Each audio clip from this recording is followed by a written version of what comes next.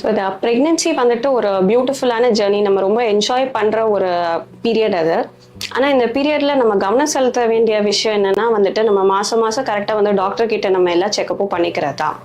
So நம்ம period miss ஆன உடனே வந்துட்டு ப்ரெக்னென்ட் ஆகிட்டோன்னு தெரிஞ்ச உடனே முதல்ல வர வேண்டியது டாக்டர் கிட்ட தான். வந்து நம்ம எல்லா பிளட் டெஸ்ட் எல்லாம் எடுத்து பார்க்கணும். முக்கியமாக thyroid, sugar, kidney test, haemoglobin எல்லாமே நார்மலாக இருக்கான்னு பார்த்தா தான் நம்ம குழந்தையோட டெவலப்மெண்ட்டும் நார்மலாக இருக்கும். பிபி எல்லாமே அதை எல்லாம் செக் பண்ணி முடிச்சுட்டு மாதம் ஸ்கேனு, டாக்டர் சொல்கிற மாதிரி எல்லா ஸ்கேனு, மாதம் பிளட் டெஸ்ட்டு எல்லாமே வந்துட்டு முக்கியமாக எடுக்க வேண்டியது இருக்குது.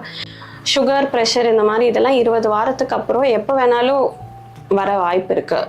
ஸோ இந்த சூழ்நிலையில் இருக்கும் போது நம்ம மாதம் செக்அப் பண்ணிக்கும் போது தான் நம்மளுக்கு என்ன பிரச்சனை இருக்குன்னு கரெக்டாக தெரியும். டாக்டர்ஸோட அட்வைஸை ஃபாலோ பண்ணால் நம்ம ப்ரெக்னென்சி சேஃபாகவும் இருக்கும். ஒரு சேஃப் மதரையும் பேபியும் நம்ம டெலிவர் பண்ணி எடுத்துக்கலாம். தேங்க்யூ.